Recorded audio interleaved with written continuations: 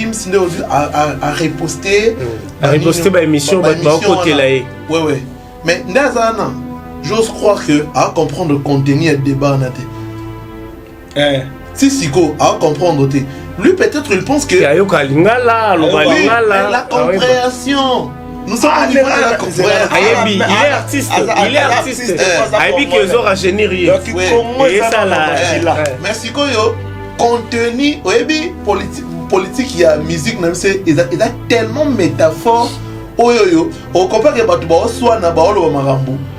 Na pembe boye lo ba yo na je suis na pembe on a place ba soit o ba tina te ba soit mais quand ba soit les anamo parolo belango pour que vous la visibilité image wana ya Gims ana kin so taliango et ça le jour Gims ça la kin na kin agné na ba hôpital pour apaiser ya kala donc image wana hier parce que fallait hier il était descendu en bondale exactement pour faire des dons etc. Rapprochement on a ba idée à ma bepo et salani. Vous voyez au moins parce que maintenant il va se bimisa ba image wana. Non mais ce sont les détracteurs. Il y a autant là le bar tout le temps. Au moins ba ça là na bango sentiment parce que belé ba mettre dans la bango déontologie. Ba le bar journaliste reste au milieu du village sans respecter déontologie. Ba yo kaki titrage en zemo parce que vous excusez les belé ba tebe ba ça banalise. On traité bazo bati c'est pas bon mais est-ce que bati bien na moni ba fan belé wala na musique à Congo ba na prendre réflexion tant qu'il fallait aller na hall de la Congo faut la contenu à soirée wana et puis fallait yemba ki ba amorté ayembi nzema bolingote ayembi migrant de rêve. J'avance les yeux fermés. Pourquoi fallait et pas yemba titre wana kaka pourquoi fallait avait choisi la chanson place nini parce qu'au fond on lit déjà branche moroboué autant on dit fallait les mettre Gims na royemba la pesa mutelengi alors ba selon mettre Gims ça a danger ça grave à salut à sali mais ngana Gims a convaincant à penatende fallait convaincant les gens qui sont des traîtres oh de yebi parce que en tant que artiste c'est monté yebi dans le bon reflet na braza lobby la télé oh et bon ça boit en ordre très bien battu ba robenga na binoté un grand artiste à Mboka où il va respecter Kepe. Mais c'est Kofi Olomide. Ah ok, l'ambassadeur. Mais c'est Kofi Olomide. Bah image est ça. Bon, comment ça va bien dans Mboka Batu. Vous avez un ordre de Mikanda. Batu Bayate. Obanda bango mabe. Obanda bango mabe. Invitation au cours ardoise. Mais avec Given. Bah invitation en bois. Netika Kabasali à mon Joseph Tata Moboko Léaïs. Grand menuisier. Bah invitation en carton. N'a pas follow lango, jardin de Dieu. Invitation à boy. Bon, moi, mon colo fait il a ta mabe. Maison Given. À Bossa Libinoté. À Tchelibinoté promotion. Angolais à Pamba. Maison Given. Badi Nambo Kaboete. Vous êtes trop amoureux du pays. Wow! Given. Vous exagérez. On n'aime pas le pays comme ça. On n'aime pas le pays comme ça. Les abonnés de Congo SN officiel plus télévision, nous vous souhaitons la bienvenue parce que vous êtes tout le temps scotchés, connectés à nous suivre de partout, depuis Londres, depuis Paris, depuis Australie, depuis Bundes, depuis les États-Unis. Voilà pourquoi je dirais à tout le monde que nous sommes dans la ville-province de Kinshasa, la République démocratique du Congo. Nous sommes dans la commune de Gombe, précisément à l'immeuble Beautour. Si vous avez vraiment besoin de participer dans nos émissions, dans nos analyses, n'hésitez pas à nous contacter à travers notre numéro qui est affiché au bas de vos postes téléviseurs. Voilà pourquoi aujourd'hui je vais recevoir mes collègues, les habitués de nos analyses, parce qu'aujourd'hui on parlera de Fally Ipupa, du Cap La Merveille, qui est figure emblématique de la musique congolaise, et puis sans oublier Maître Gims, le Warano, parce que entre eux c'est bon, mais entre le fan ça brûle. Moi, personnellement, je me pose des questions. Qu'est-ce qui ne va pas avec le Warrior, avec le fanatique de Maître Gims? Entre nous, nous allons essayer d'analyser. On m'a informé, paraîtrait, que Maître Gims est à Kinshasa. Entre guillemets, je ne sais pas. Donc je dois confirmer sur sa page officielle pour voir si réellement il est dans la ville-province de Kinshasa. Merci à Madeline Tim qui va m'accompagner au Four et au Moulin. Merci à Mélo, merci à Berlive, la magie. Derrière la caméra, je vous salue affectueusement. Eloge, bonjour. Gley, bonjour. Bonjour, merci Luonda. Voilà, je vous salue affectueusement. Néné Bino Bonne Santé. Hello, ça fait longtemps aussi. Hein. Je suis là. Ils sont tous en anglais. Yo, on en a été. Bon, on a dit que c'est la politique, mais. On a dit que vous en a des crises. Vous en a des crises toujours. Je le salue affectueusement. C'est un frère natif de Matete. Bisso na bisso oni ne tombera jamais. Gley, bonne santé, Sugo, c'est bon. Santé, Sugo, qui toko, pépélé par la grâce à. Ok, j'ose croire, vous avez n'a pas parlé, n'a pas boulot, mais bon, mon ima camboyé les réseaux sociaux. Tout le monde éloge parce que ça fait longtemps. Éloge. Oui, j'en sais. Maître Gims, bah propos naïe ou à l'obaki. Makambo Italie arrivé na kin n'engé il fallait né président France ayaki n'enga réagissait qui d'abord à propos à Maître Gims ou à nayo mon ayonde. En tout cas, merci d'abord pour ma parole, Jean Luonda. Eda opinion en fait. Vous voyez bien opinion et mon tour. Bah s'opposer à la chacun est libre et surtout on va la payer liberté. Mais ceux qui sont un peu pour la ciment n'enga kin Nenga Congo parce que en réagissant comme ça, Aza Moutoumé, qui Congolais peut la manière de réfléchir, il y a France n'a biso pesa différent parce que c'était un sujet et c'est que France na Congo. Vous voyez, lorsque Gims Alobi il était invité, il y a boycotté qui n'est yango. Aza il n'a pas ça royauté mais quelque part moi dans le monde on dirait un peu moins langage moins responsabilité. Va te belé ba excuser ngai parce que un grand artiste comme lui, ce qui a boyé qui invitation, a vrai qu'on l'a pété, n'a mis sa batte. À Colin en France, mentalité française, on te le bas. Oh non, à ça Congolais qui pour na poso. Dans leur mentalité, ce sont des Français. Un vrai bon tout na nenga conservation makamu. A le bas qui ba benga et puis na boyé qui koya. Pourquoi? Parce que à l'est, bah tu bazo kufa et tout. Mais Makambouya Macron à Est, c'est pas la France seulement qui s'engage directement à Kinshasa, c'est l'Occident en général. Tant que lobby, on a décliné qui on a l'ingité fali peut-être en demi, on dirait fali, moi faut aweleli, na ba terme na bango ba employer là, on a que non ma weli ça et tout. Mais faut qu'on y ba vrai sujet à source ces animes.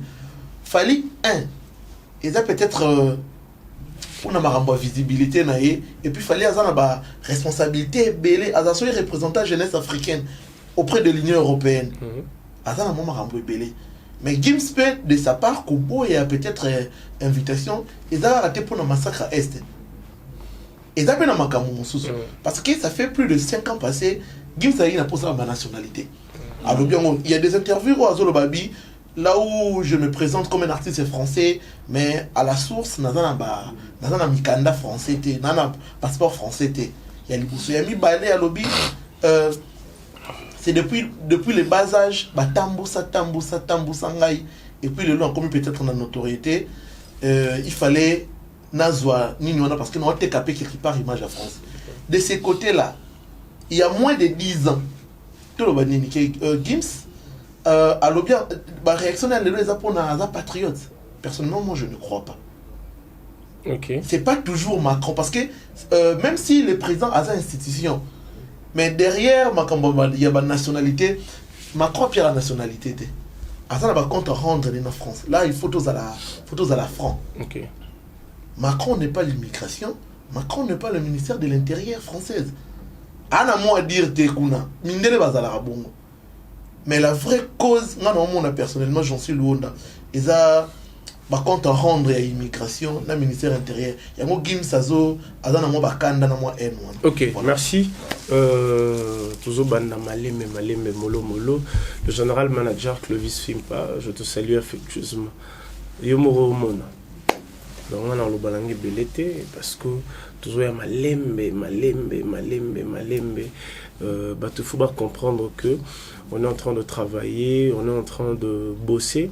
Parce que makambo oyo surtout ba analyste na biso nde bazo memela makambo oyo apparemment bazo pousser balobisa balion bavandi ngako na mona lwa net games na fali ba oseka na bango ba oseka na WhatsApp d'abord betisa ba fanatique mutu clégie une pierre deux coups par rapport il y a intervention il y a maître Gims. Par rapport, il y a Marambo, il y a Descente, il y a Macron, Awanakin, tellement on est même. Déjà, d'abord de 1, Fali ne travaille pas chez Maître Gims. Pour ceux qui, Gims a boycotté l'invitation, il ne fallait pas boycotter. Fali a Fali, Gims a Gims. Gims a une raison selon lui. À mon avis, présenter se présenter une invitation mais fallait pas en avoir raison na yé au pas mon que non faut na kende se présenter d'abord présence il fallu descendre à Macron comment on a pu se bénéficier na 34 millions au Pérou sunga batuna est les avantages na biso les désavantages na bisoté Gimsogi nga la linga mingo sur la marambu na mona ke ba preuve za tout monde a peine que Macron le banga soutenir ba Rwanda to ba M23 ole ya ko supposer net nga na bige Rwanda mingi bato ba soutenir ga eza ba américain les anglophones c'est la politique négatoire skolelo ekomi pena ke Macron azo ya neni ni yazala na sima Kagame baneni ba makambo belebele ya makambo to ko maîtriser te metolo bango d'ailleurs Macron nana zo mundu kitay na est wa bomo ba congolais ngano na mona ba français te ke bango moko ba français na est ba bomo population na biso ya makambo tozo luka to comprendre te to mo chango kiza bongo na condamné maître Gims te yé pas peut-être na source d'information na yé ou permettre yé te que aya ce qu'on fallait c'est une obligation te ya roya te pour maître Gims a boy roya non so Gims a boy on a part na ya ki Gims fallait pas yé yango na part na ya ki fallait to mona Macron yawa basalo bakoke ko sala mena suka nango 34 millions itikali et usunga pe batebele mabeka po kongo ki na netka ba jemo bo mutu mo batikali détournement poche détournement. Ok, nous avançons mollo. Éloge. Tout le monde a étape interview. Tout quitte les sous. Tout yé, tout moni, nenge, ba warrior, ba sali pena oyo. On a bien un archiviste. Ba zui, ba vidéo. Ya kala. Ya maître Gims, nenge, ba zaiko panta. Ba CD naé, na supermarché, tout ça. Mais jusque-là, non, tout le monde est fanatique, il y a maître Gims TP, intervenir, créer Babylon au monde pour la falli. Mais on est en train de voir sur les réseaux sociaux mini bateau défendre Gims, afficher disque d'or, disque de platine, disque de diamant, il y a maître Gims, tout le monde c'est les rétrospectives, il y a Bilo va maître Gims. Mais en même temps, tout le monde a les warriors, ça dit qu'on attaque jusqu'au bout. Par exemple, on a une facilité à attaquer maître Gims, mais si on a une réaction à maître Gims, on a une fanatique. Par rapport, il y a réaction, il y a des warriors sur les réseaux sociaux. S'il te plaît, il y a des jours, il y a quelques jours passés, Gims passe une émission, il y a Internet, où on s'attaquer na Fali, à poster en Instagram. Déjà, moi, là, au moins, vous allez. N'habitez loge. Maître Gims a posté bateau côté lié. Ok. Mais au début, j'en suis loin. Gims le rôle là. Le roi Maswaku, le roi Chabani, non, on a debi. Parce que ils sont des Congolais par l'air pauvre. Dans leurs esprits, baza na nenge ya bamboka o bakole leli. J'insiste sur ça. Makambo ya Gims a reposté ba émission ba côté là. Ouais. Mais j'ose croire que à comprendre le contenu et le débat na té. si Siko a comprendre, lui peut-être il pense que la compréhension. Nous sommes au niveau de la compréhension. Il est artiste. Aïbi qui aura généré. Mais Siko yo contenu, politique, il y a musique, il y a tellement métaphore. On comprend que tu vas soit na baolo marambu. Na pembe boye lo bayo na je suis na pembe on a place ba soit o ba tina te ba soit mais quand ba soit les anango ba lo belango pour être aux la visibilité. Premier Gims Senin. Lui il pense que Bazar va pour rien parce que lui il a parlé au nom de la République etc. Mais Aoye Baté va soutenir rien pourquoi? Parce que ces gens-là ils se représentent comme les détracteurs de Fali. Vous voyez, ces gens-là ils sont contre Fali. Ils se cachent derrière Gims pour neutraliser l'image à Fali. Il y a beaucoup de image, Gims on dirait, comment dirais-je, moi emblème, voilà, comme Boukrina Bangoba s'est protégé derrière lui, s'attaquer à Fali. Et les Zéhi, ça va tout à l'heure, on a une opinion différente. Gims a lobby, non, il y a Boyaki invitation, mais ceux qui Gims parlent, qui est-ce que en fait, les gens ont déploré par rapport à l'ambassadeur. Le président France a une ambassadeur, monanité à part Fali. Batanga puis comme Gims, Badaju, Babilo moi bon. Vous avez tout pé à Kati, Babimisi vérité que non Gims a joué qui peut invitation, mais a rejeté un. Il y a un moment et Panzana qui est comme il est Gims. Donc Gims a les réseaux sociaux. Boazo la nenga bola na biso. Aibi que au éloge, au gentil, au clergé. Aibi que au Congo esengo maître Gims. Nenga la bon. Po ba image msusu ye mission te bandeko nanga balimbisanga na Congo esengo mo car.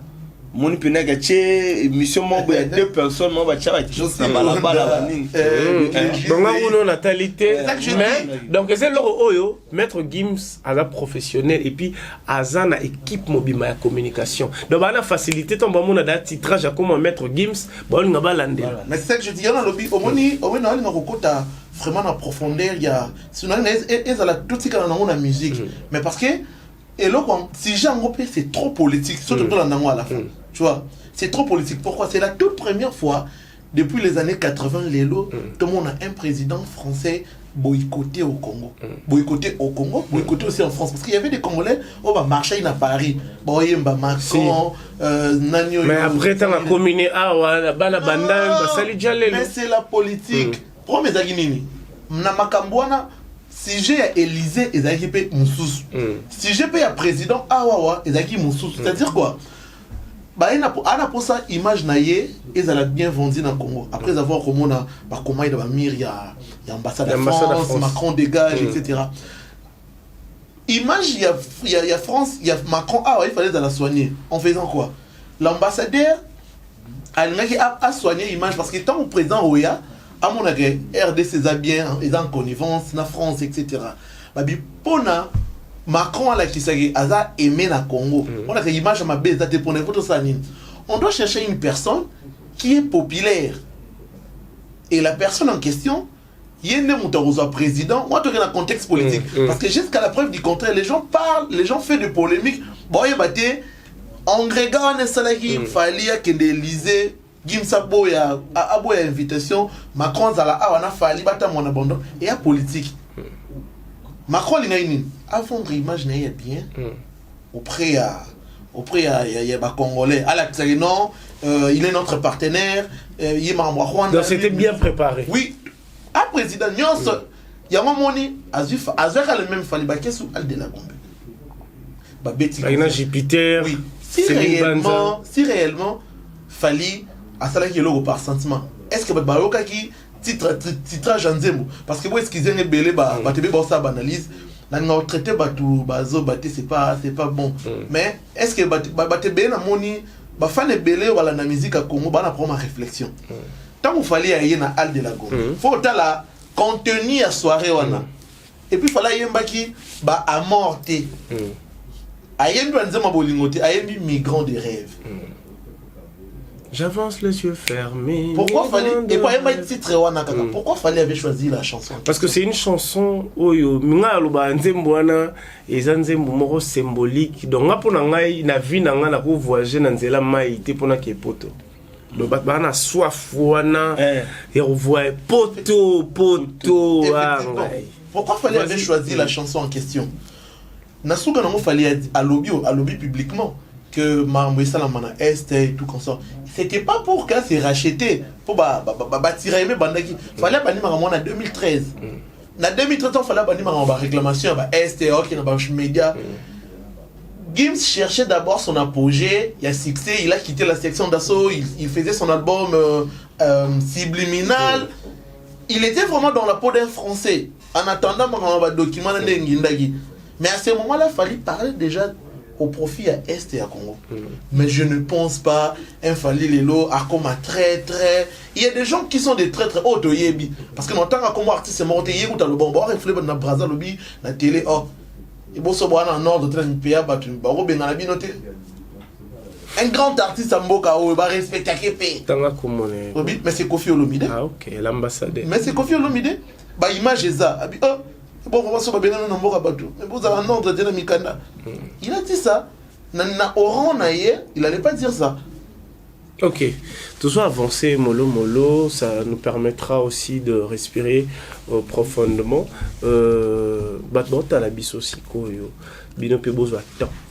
Il y a réfléchir, le rôle à biso peut toujours réfléchir, pour réfléchir par rapport à l'image au bozomona. Parce que ce total il fallait, à son emblème, il y a la République démocratique du Congo.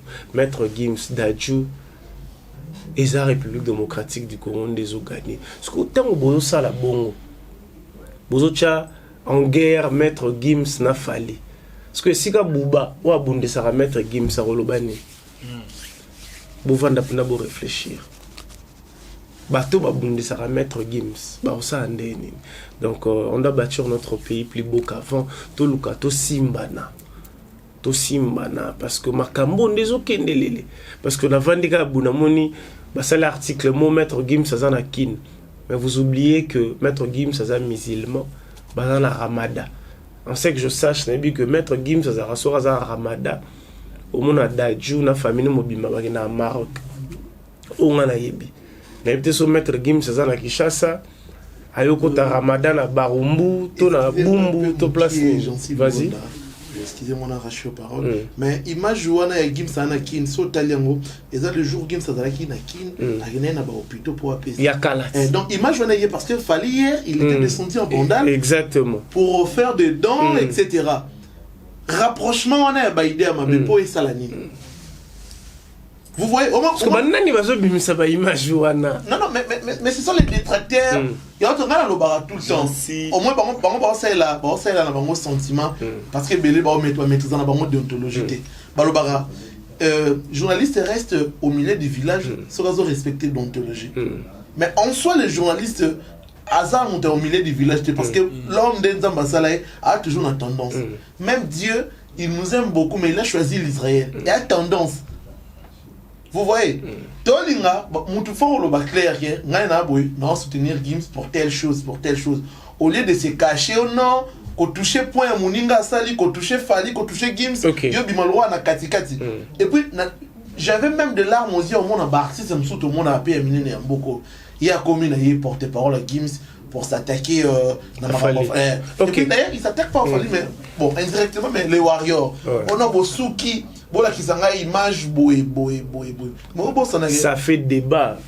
Clégie n'a habité ceux qui déjà participé dans le débat de la rue où on comparait Maître Gims par rapport à succès, par rapport à Twitter, et comme ils l'équipe, c'est on a somme.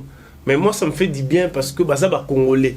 Ozomona biso na biso et ça force andole ba débat on a sinon ozomona biso on a disque d'or certifié kuna pe notre part Fally ami bimsa ganya parce que ami mona mto ko kaza te don nani akobeta Fally monto te akobeta Fally pour débat ça suit Fally na héritier ils a que ba héritier na bananité donc Fally mettre Gims pour monique awa concurrence à concurrence à Pour essayer de Gims pour ceux qui savent pour ceux qui savent parce que ceux qui s'y étaient t'es ceux qui s'étaient pour ni pour te faire exact loba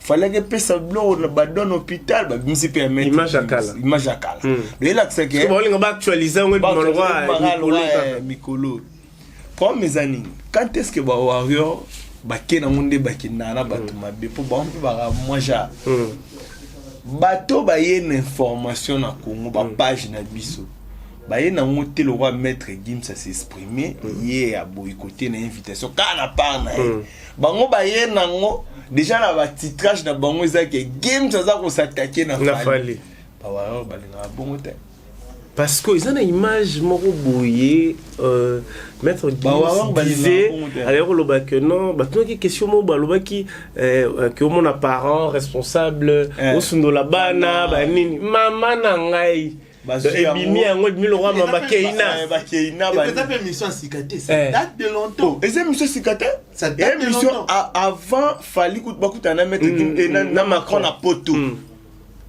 ça aura mise à jour. Ça aura mise à jour. Mais bisa yo komi ke ina n'est pas donc na ebité olobani. Et continuer te kata. Nga elo na roloba. Te so pour avantage à musique na biso ka pour guerre ezala nango. Guerre ezala nango. Ba ko sala bango mais ala juste na musique. C'est comme le wonder ya musique et comme koma mabe. Pour mettre Gims na mbongo ebele il faut qu'on se le dise. Que maître Gims n'a Fally il y a pas de débat dans ma Chicon à part Chicon fallait reléguer ce qu'on a place nini parce qu'au fond on lit déjà branche morobo au temps on dit il fallait les mettre Gims na royer malaropé ça mutelengi dans le baselon maître Gims ça ça danger ça grave ça lui a sali mais ngana Gims ça convaincant à penatende fallait convaincant. Ok. Maza Gims. Pardon, je sais. Mais Maza Gims. Asala est trop à yemba danger.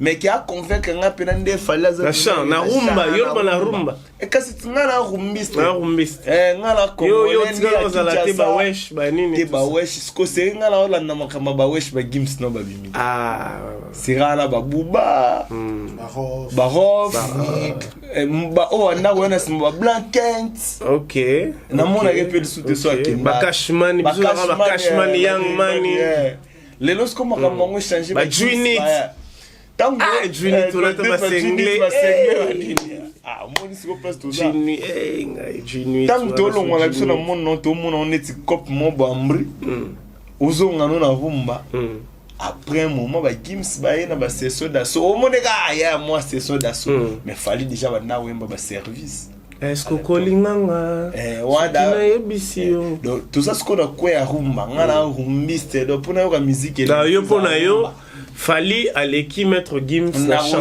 na chant na lobité que na la na lobité que na succès na lobité que na ba trophée de mérite au besoin que ba pesa à la musicien mais so tu Fally ou tu mettre Gims non pour na lindanda ya Fally OK c'est un peu ça. Toi est-ce ai le jour pour nani nani aleki nani tout quand on a débat la vision de la rue ne va à la car par rapport à débat na avant na fungola côté on a ngana le côté à des elo moi c'est le but très important le but ezaka pour na beauté musique à Congo mais oui mais il faut faire très attention pour na côté la beauté musique à Congo il y a déjà bana ba concert il y a déjà bana événement. Quand la cadre polémique, il fallait jouer pour le man à jouer showbiz, bah montant élevé. Tant bon ça m'a fallu polémique na Gims. Bino siko par na bino parce que c'est que 2023 oh. Fanatique dans la part, il y a des nègres fou di rock. Ça je dis ça tue certains musiciens. Bah tu veux pas mon droit bah c'est des belles bah on les lancer. Pour ba concert et c'est bella non. Mais comment Gims comment Gims na fallu. Tolongwe côté wana. Ne Zaïsa lobi abi makambu ya musique et tout. Moi je dis, dans la musique, bon, là je mets la musique en général, il y a beaucoup donner l'énergie que Maître Gims. C'est-à-dire, l'énergie pour le Congo ou bien pour la musique en général. Pour la musique, c'est-à-dire, sur le qui, à propos, il y a Gims à Abidjan, pendant son concert, lorsque Fally était venu lui rendre visite, il a dit quoi merci à notre grand frère, lui il a montré les chemins. c'est un artiste africain, il a cassé la baraque. J'insiste. Boyo Kaka, et ça, autre dans la communication, terme technique, les propos recueillis. Boyo Kaka, tout ce qui est Moutazo, tirez-moi les sons, on va 2-3 le grand frère. Les grands frères. On est à logique. Le droit chemin. Lorsqu'il a dit, il a cassé la baraque. Ça dit. Basola, balé pour le Congo aussi. Donc, il fallait assangi ça bango. Pour biso to no mona ka bango ba be sala ba musique na bango na ba France baning. Mais fallait une liaison entre bango na biso ana. Mais il a parlé de ça na acoustique. Tant que le contenu album il y a Tokos 1. Alobi titre bâtonné pour le titre Kina mais Bouba Alobi non, je crée un pont entre Kinshasa et Paris. C'est-à-dire quoi Alobi n'a même mis guitare congolaise de base, il y a musique, na beat, il y a musique urbaine. Musique, falinisation. Ouais, malgré la musique urbaine existait depuis la nuit du temps. Mais techniquement, musicalement, fallait à comment ozoka rumba, mais comment on dirait ouais, il est toujours dans la rumba. Yami Balé, fallait commencer par Olivia, fallait faire sa carrière solo. Droit chemin, etc. jusqu'aujourd'hui dans la musique, il est encore plus loin, il est passé encore plus loin d'avoir un disque d'or certifié Narumbate. Les gens oublient certaines choses. Narumbate, place Maître Gims à Botara français, fallait tuer le colo, à Zupe disque d'or, quand la musique wana. Musique Tokos, la musique urbaine internationale. Mais c'est difficile de voir Maître Gims faire la musique rumba pure. À la montée. Na revenir Zeis, fallait beaucoup donner l'énergie. Seulement que Gims Toro n'y est forte. Les sons qui crient en lui, c'est les sons de la musique congolaise. Mais seulement que le terrain était déjà tracé. Alors joueur Royo, Azanaye, même talent Ezebelete, mais Clairefontaine Ezali, terrain synthétique Ezali, Ata Obet en réalité, Asuki Ata na Bordeaux. Mais il y a une facilité parce que le pays a une vitrine. Vous voyez, l'industrie musicale est bien établie, bien taillée. Où la naf Fabulous Sabi, ce qui musique c'est vraiment industrialisé. Banze Moulora ba parola e fouenge, Banze Moulora ba ninani ba rebo, et soit ba single d'or. Ouais. Vous voyez, seulement qu'on est coincé. Alors, il faut pas qu'on compare Mouto à vivre dans la facilité à musique, na Mouto à vivre place musique, facilité exatée. Et pour quel intérêt à longue. Mais facilité, c'est trop dire. Moi, personnellement, je dirais c'est une question d'organisation. France est un pays déjà organisé, industrie musicale, les alliés. Gims déjà bagé Koutango déjà Zala. Congo est Zala té. Piraterie. Déjà ba studio niveau non déjà ça pour banda. Na moi facilité. Ce que ba fali ba beti ba musique ba tinel ya ba likemba. Pour les lobby ba sa musique les lo bana ya bana moi facile. Même sur total management il y a ba congolais na ba ndiko seul ba ndenge mo ba producteur. Fali manager na za congolais à l'époque pour bima au ça la succès. Faut les capar JB ou Rapapa ou Mbakofé Lomide. Tout va venir un petit peu kinké. Faut la connecter na batu moro boy. Mais les gens qui écoutent ça, ce qu'on va falloir ba bête ba musique au peine elle kemba ya passe. Soit bima cha mutu fali bon faut féliciter. Kubu. Action. Ba fali ba bête ba musique peine elle kemba ya batinel. Ken no mo bo alongwa banda la kinna orchestre mona ngiringiri. Nous moi l'ongwangiringi à une orchestre mon abandal il y a des fois peu la racarité pour l'époque baquet chez Agité faut m'attaper na kombi au van n'engasim ce qu'on va falloir ba vivre ma na moto pe non dit que moto ya ni la monter c'est un peu musée au bêta sous film respectons le gars qui ont vécu et puis ba bimi na Afrique l'Afrique presque mon bimba ba ebi fali pour pas to en Europe baba to félicité ba Gims tout le monde ba début ba Gims ça zora c'est ceux de soutien na Congo abanda ce qu'on comme Gims et puis on a le droit ba Camélia ba Fatima Seya et ba ya ba kenda ba Miki Jean-Cy Luonda mes frères ba poison Mobutu artiste nini boyebi ata congolais a brûlé libanda ai awa asali carton concert à Malunga banane awa déjà natira congolais à la ba danger à la raba tout bazala Maître Gims habite na Shark ngana solo pembe terrain et ravid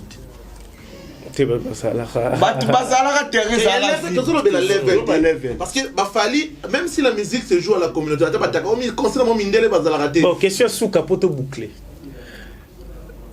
Il y a cela quelques semaines passées, Fally Ipupa Handicap La Merveille a fracassé notre stade de martyrs. C'était le 29 octobre 2023. 22, hein? 22. Ok. 22. Idem avec Héritier Watanabe. Est-ce que Maître Gims sera précis date à stade de martyrs na kin awa et gotonda te gotonda na bani na yo Eliaï et olé Tepo Gims est incapable de remplir stade de martyrs a la possibilité on a déjà faut sur la pembe pour te belé ba comprendre Gims c'est un danger mais biso ana Congo to ana ba genre musique et kotaraba to ana ba genre musique et za danger pour ba mukolo France wana monela bango buba ya pa beta à ça la plein BDSO kasi ta ça la plein na niveau la place nini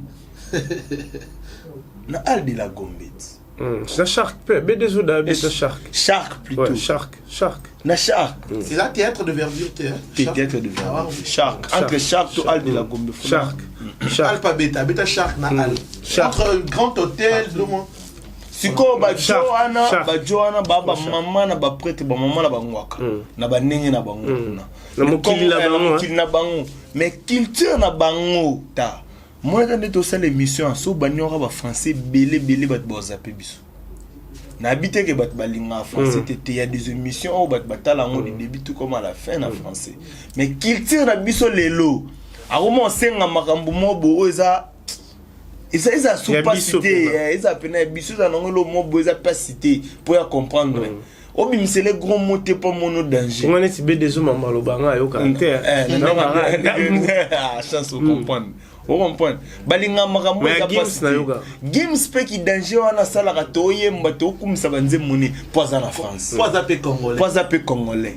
Mukolo oyo en risque martyr babuki ngoti izaka arna ni en risque ayatia à une telle condition ebetama sous polémique te pour yango pe ko yo pas sous polémique na biso ba polémique ma besa le maruna ba kina o pe no chebra de faire beka ngana sula to yebi mama a la plainte ou ça plainte dans la bien lié Tepo Gims est incapable de faire ce stade de martyr.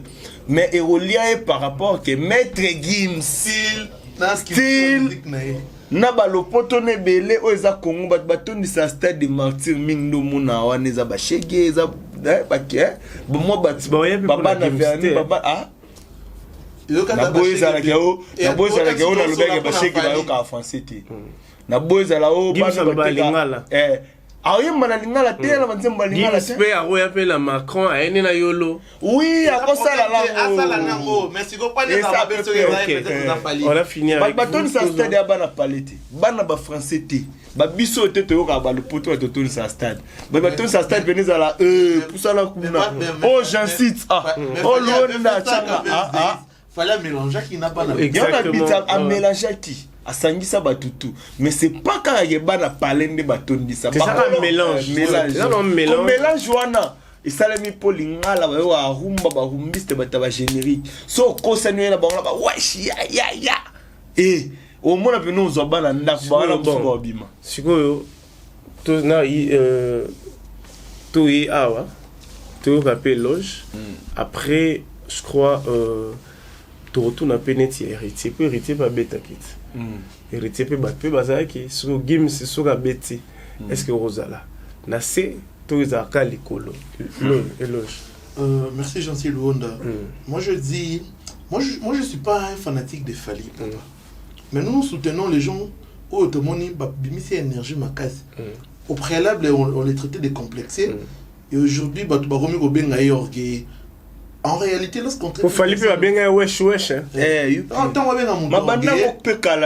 qu'atteindre, apogée, on a incarné valeur. Tu vas barater, mon ami peut sa valeur. On a baraté, son ami peut sa valeur à combien orgueil. Alors, on a la fierté. Surtout, on a un principe. Il y a un principe. Les gens qui s'attaquent à Fali, Fala vraiment, je vous dis. Tolingata kufande bilongo bolo tolingate wazate to mokumisa yi fallait on naviguer entre deux rives ana ki yupi ana ki rumba donc tu verrais Fali concert au totalement accord arena avec le phénomène combattant Fali a fait du carton le même Fali a essayé de martyr carton Gims ana succès mais la musique est plus basée en France Fallait que dribbler parce que au monde a été Gims album mort organisé dans Maïka Mounam tona Olivier Chimanga mais tu verras Fali adana Olivier Chimanga la Maïka Mounam au monde quoi en France na ba sensei au moins na ba nani ba Dani Sente pas même personne va traîner na Gims qu'on jouer des rôles dans la musique et à aventure. Parce qu'il y a des gens jusqu'à la preuve du contraire, il y a des gens qui jouent que de la rumba et simba. Bon, sur la ken en ligne, mais il fallait les faire. Donc, avec un double revolver, on met le dessin le bar. Un double revolver à monter au poteau. Mais côté, il y a Marambo, il y a Marambo, Gims, guerre, n'a fallu. En réalité, Gims n'a fallu guerre résaté. Guerre résaté, bateau, il fallait dans la guerre. Se cacher derrière Gims. Plus loin dans le banc, musicien, avant d'y aller au bio, si on a monté la liste à 10 personnes, tous athées. Mais bateau pour ta propre succès. Yo vendu au tel. Oh, n'a pas mis sur des bisous sur Zuite, Ngai, Luonda, na Zeis. Oh, mais you tell est-ce qu'il a travaillé bien? You tell la Luonda, on s'est mélangé, on chiter ensemble. Alors que monter aux zones mode diminué, quand même ceux qui ont eu la délibération, à cause de pas 50%. N'a qu'il est cher aux autres cabinets, on sera à 49. Par contre, délibéré parce que 50 ça n'est pas musique. Si vous avez aux autres au tirer bâtonnier sont vers le bas. On va boucler la boucle. Merci d'avoir accepté notre invitation, Clégie et Loge. C'était un plaisir pour vous. Nous allons clôturer. On a en ligne message à Souka. Et à l'arabe mbote. Élargir. Mais je veux signaler à tous, j'avais suivi une vidéo aujourd'hui pour tout ça à débattre. Nathalie, on a continué à divers. Didi Stone, na oncle nae. Bon ça la snap, il y a des dédicaces, papa na souka. Namoni pena Didi bien la po. Oncle na bien la bye. Quelques salutations là merci à vous, Chancelou, pour l'invitation et tout, pour cette marque de confiance. Et un grand merci, en tout cas, les gens vous avez le roi emblème. Spécial. Il s'agit de Chris Lobouele. Non, bien Mikolo, les meneurs de G. Parce que. Ça va. Oui, Mazo Baluka quand même. Parce que quand je dis ça, c'est par rapport à moi, relève. Maintenant, la jeunesse, j'avais suivi enrôlement Nayo, et bien. Et puis avec des gens, c'est pour dire qu'il y a des gens qui peuvent tirer attention vers. Génération Sikaka. Voilà, donc, et parmi Batouana, il y a Ozali, des Chris Lobouele et Azali, les meneurs de G. Donc voilà. Et merci encore à ces grands messieurs-là qui je l'appelle Trésor Maya. Grand merci Nayo. L'américain le plus discret et puis voilà merci et merci à toute ma famille et voilà. Ok, Clégie. Premièrement on appelle sinon Miguel Dangote Mbote et puis papa Clovis Fimpa. L'argent l'appelle maître, l'argent l'appelle papa, pourquoi pas papa Guilet Fimpa, le charisme l'appelle boss, le superviseur. Ouais. La PC, Joël Mampouya, Herman Mboma,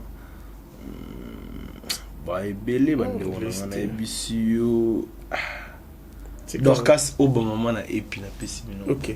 C'est un plaisir pour moi de présenter cet entretien, cette analyse. Vous avez aimé partager, essayer un peu de saucissonner nos vidéos, mettez sur les réseaux sociaux, Facebook, TikTok, Instagram, Snapchat. Nous on est sur Congo Essing officiel plus télévision. Abonnez-vous massivement, c'est une manière de mettre la main dans la pâte. C'est un plaisir de présenter cette émission. De à la caméra, c'était Melo. Et puis affectueusement, je salue Berlive, Ngamete. On se voit prochainement sur Congo Essing officiel plus télévision. Batu bayate, obanda bango mabe. Obanda bango mabe. Invitation au la ardoise. Mais avec divers, invitation en bois. Netika kabasali à mon Joseph Tata Moboko Léaïs. Grand menuisier. Invitation en carton. N'a pas follow lango. Jardin de Dieu. Invitation à boy. Bongo mukolo fait tilata mabe. Maison divers. À bon salibinoté. À Tchelibinope promotion angolais à Pamba. Maison divers. Balingambo kaboete. Vous êtes trop amoureux du pays. Wow! Given! Vous exagérez.